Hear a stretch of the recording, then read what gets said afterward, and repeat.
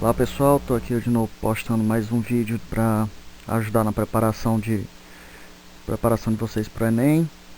E o tema de hoje vai ser interferência de ondas. Sou o professor Renato César e hoje nós vamos abordar um pouco desse assunto. Primeiramente a gente tem que entender um pouco, né, que esse assunto é um assunto bem específico, é um assunto que está dentro do assunto de ondulatória. A gente tem que entender que ondas, né, fazendo um debate prévio aqui, ondas podem ser classificadas com a sua natureza em ondas mecânicas, ondas eletromagnéticas. Ondas eletromagnéticas, um exemplo é a luz. A luz é um tipo de onda, né? E dentro do assunto de ondulatória, né, tem as ondas eletromagnéticas, tem as ondas mecânicas. A onda mecânica é exemplo de a onda do mar.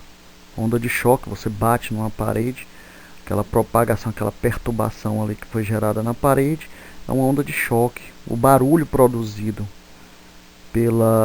por esse impacto, esse som, é uma onda mecânica também. De onda a gente pode falar também da direção de propagação. Quando está a direção de propagação da onda, ela pode ser longitudinal ou transversal, mas isso em primeiro momento não é no foco da nossa aula aqui. Como eu disse, nossa aula vai ser bem específica, vai ser interferência de ondas, e vamos finalizar a aula respondendo uma questão que foi cobrada no Enem 2018, né? Então é uma questão bem atual, certo?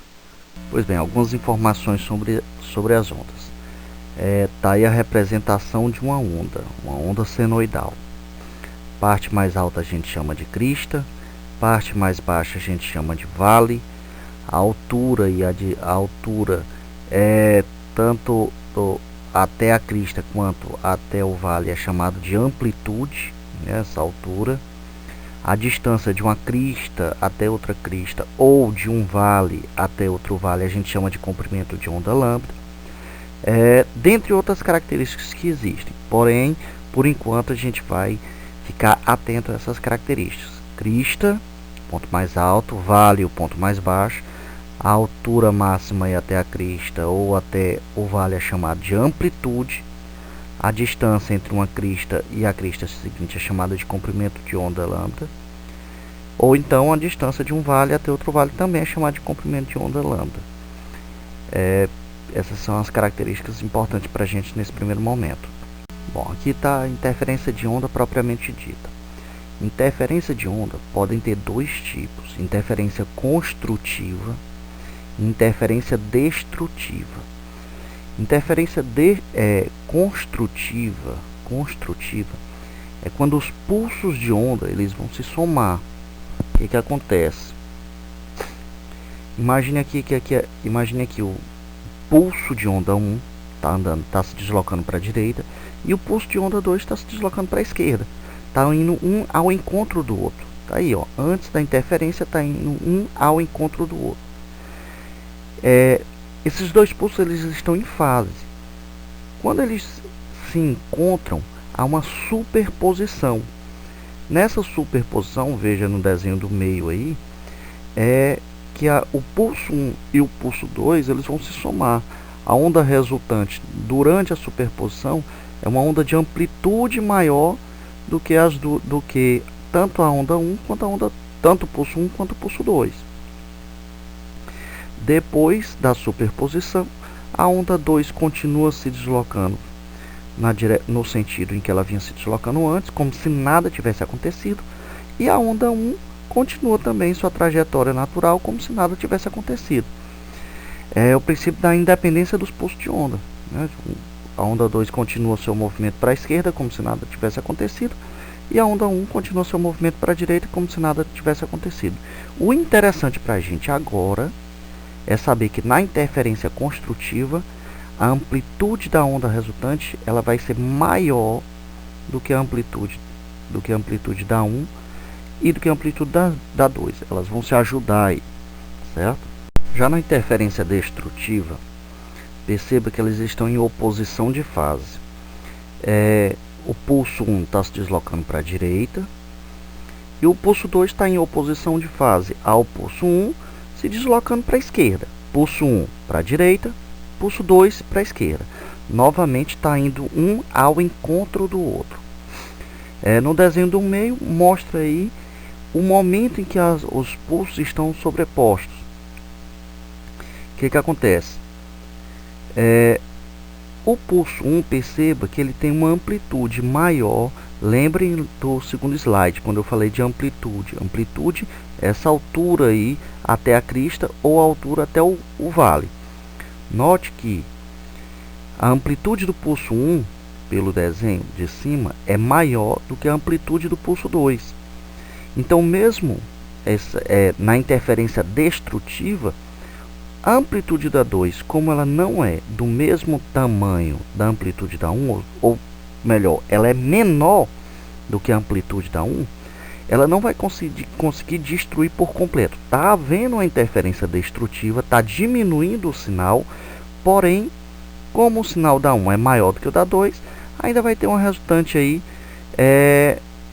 da onda 1, né? Vai ter uma resultante que não seja a interferência destrutiva total. Depois, quando acaba a superposição, do mesmo modo da interferência construtiva, a onda 2 continua o seu movimento natural, e o pulso 1 continua o seu movimento natural para a direita, e o pulso 2 continua o seu movimento natural para a esquerda. O que é importante para a gente, novamente, olhar para esse desenho do meio. Está havendo uma interferência destrutiva. A amplitude da onda de superposição aí, ela é menor do que a amplitude da onda 1. Note que diminuiu um pouco aí a amplitude da onda 1, devido à interferência dessas duas ondas. Bom, como a gente já estudou um pouco sobre interferência, né? Vamos responder uma questão do Enem 2018. O que ele diz? Alguns modelos mais modernos de fones de ouvido contam com uma fonte de energia elétrica para poderem funcionar. Certo? É uma fonte de energia elétrica. Esses novos fones têm um recurso denominado cancelador de ruído ativo. O que é esse cancelador de ruído ativo? Ele é constituído de um circuito eletrônico que gera um sinal sonoro semelhante ao sinal externo de frequência fixa. Ponto. No entanto, para que o cancelamento seja realizado, o sinal sonoro produzido pelo circuito precisa apresentar simultaneamente características específicas bem determinadas. Quais são as características do sinal gerado pelo circuito desse fone de ouvido? Ora, o que ele está dizendo aí na questão? Basicamente é o seguinte, que o fone de ouvido vai cancelar o barulho externo. Você não vai escutar o barulho que está vindo do ambiente que você está rodeado, certo? Então vamos lembrar um pouco sobre interferência destrutiva. Pois bem, antes de ir para as alternativas da questão do Enem, né, 2018, vamos relembrar um pouquinho dos slides anteriores. Para responder a questão, a gente tem que relembrar a interferência destrutiva. Tá aí a representação do lado esquerdo, tá a representação aí de uma interferência destrutiva.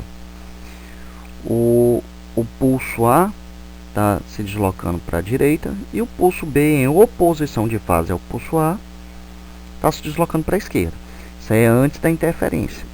O que a questão quer? O que ela quer? Que o que ele chamou lá de cancelador de ruído ativo, ele anule o barulho externo.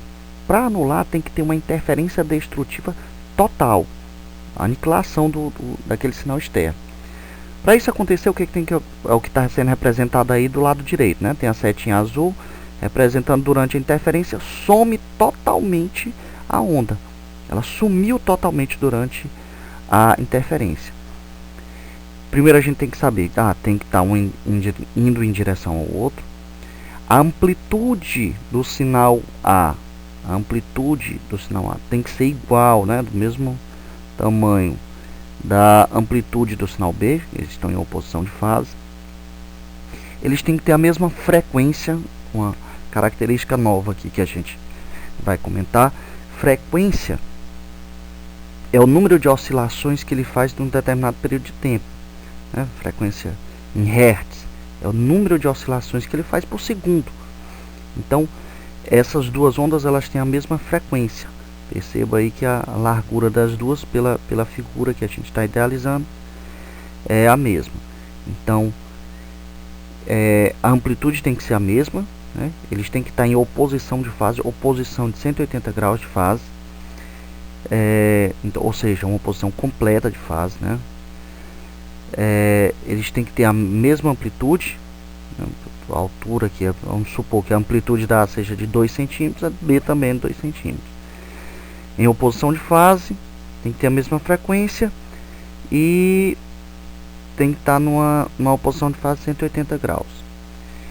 Então vamos lá para as alternativas. Bom, então aqui nas alternativas, né,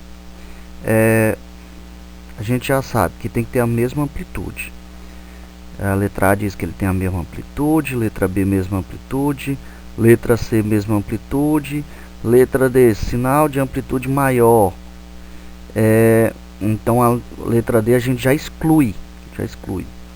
Letra E sinal com a mesma amplitude. Então, pelo fato de a gente saber que nessa interferência destrutiva total, para acabar com o sinal externo, né, com barulho externo, a gente sabe que as ondas, tanto do cancelador de ruído quanto do sinal externo, tem que ter a mesma amplitude. Só ajudou a gente a eliminar a letra D, né? A gente já sabe que está errada. Então a gente fica por enquanto entre a letra A, B, C e E. Aí a gente também entendeu que ela tem que ter a mesma frequência, né? Se uma for mais estreitazinha do que a outra, não vai haver o cancelamento total, tem que ter a mesma frequência. Letra A diz mesma frequência, letra D mesma frequência e letra também não, todas falaram mesma frequência. Aí pronto, o que vai responder a questão vai ser falar na diferença de fase. A diferença de fase letra B ela diz aqui, ó, sinal com a mesma amplitude, mesma frequência e diferença de fase igual a 180 graus em relação ao sinal externo. Então a letra B de bola responde a questão